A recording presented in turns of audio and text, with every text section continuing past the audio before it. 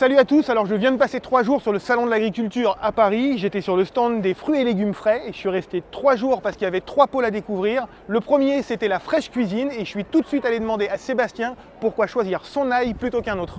Parce que c'est le meilleur tout simplement.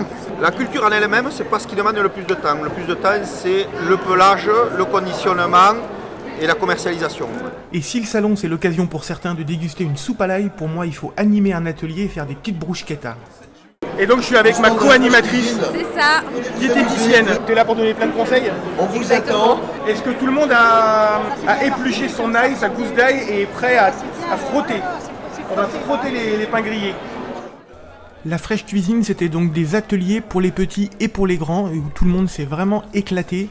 Des petites bruschettas à l'ail, on a fait des pommes et des kiwis avec les enfants aussi, et puis on s'est régalé, on a partagé, on a fait partager le public, c'était vraiment super chouette. Alors l'ail c'est bien, mais les pommes c'est bien aussi, parce qu'il y a un proverbe qui dit « une pomme par jour éloigne le médecin pour toujours ». Justement, il y a un producteur de Golden du Limousin qui est juste là-bas avec son chapeau et sa médaille autour du cou. Je vais aller lui demander des pommes si on en a toute l'année. Alors bien sûr, il y a une saisonnalité, c'est on va dire de septembre à fin octobre la récolte. Et alors on a une particularité sur cette pomme, c'est qu'on peut avoir des joues rosées. Parce que notre pomme est la seule à avoir obtenu déjà une appellation d'origine contrôlée. Et notre pomme au niveau gustatif fait la différence avec son croquant, sa jutosité et son super bon équilibre entre le sucre et l'acidité. Et chaque atelier était suivi d'un quiz, alors qu'il se passait toujours dans le rire et la bonne humeur, grâce à l'animateur, c'était super sympa. Les producteurs, eux, apportaient des réponses aux questions que les gens pouvaient poser, et puis le chef nous régalait. Là, il nous avait fait des petites pommes caramélisées. Je vous laisse regarder les images, et je vous laisse imaginer comme les gens se sont régalés. C'était vraiment super sympa, vraiment très très chouette. Le deuxième jour, je me suis plus concentré sur le pôle métier. Alors il y avait une énorme maquette en forme de Lego, enfin avec des Legos, fabriqués avec des Legos, qui reprenaient tous les acteurs de la filière. Donc on avait les primeurs, les grossistes, les importateurs, tous les acteurs de la filière étaient représentés. Alors il y avait également un quiz essentiellement à destination des enfants, même si les adultes pouvaient les aider parce que c'était pas très facile. C'était animé par un mec très drôle, un super animateur. Il était assisté d'une diététicienne qui était là pour répondre aux questions. Et je suis quand même allé demander à l'animateur si les gens jouaient le jeu. Mais grave qu'ils se prêtent au jeu. Ils répondent à 9 questions. Il reste pendant les 12 minutes quand même que ça dure. Et ils sourient, ça se passe très bien. L'après-midi, c'était plus cérémonial, en fait, c'était la remise des prix des talents des fruits et légumes frais. Donc en fait, c'est des récompenses tout simplement pour ceux qui sont les plus méritants et qui ont gagné le concours pour être le meilleur primeur ou le meilleur distributeur.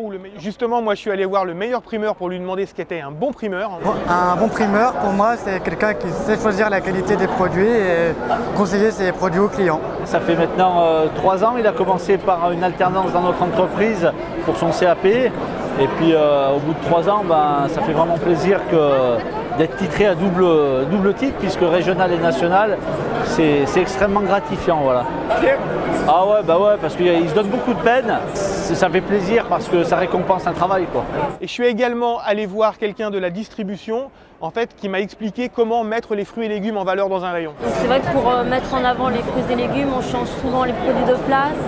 On essaie de théâtraliser le plus possible, de faire des coups, de mettre des petites étiquettes, en fait, des petites affichettes pour les produits régionaux, des petits trucs et astuces. Le troisième jour, en fait, c'est aujourd'hui tout simplement, puisque je suis venu avec Andrea, Théo et Romy.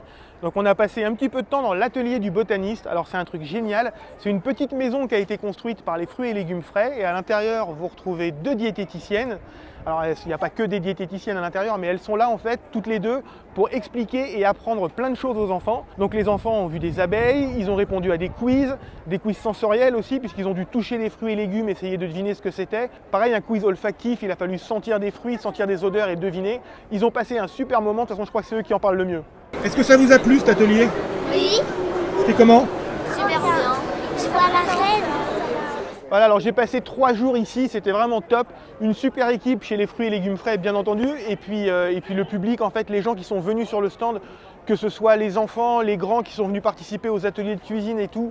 Franchement, vous avez été top, vraiment ça fait super plaisir. Si cette vidéo vous a plu, en tout cas, vous me le dites juste en dessous dans les commentaires. J'espère que vous avez eu la chance de vous rendre au salon. Sinon, rendez-vous-y l'année prochaine, par exemple, j'en sais rien, en 2020.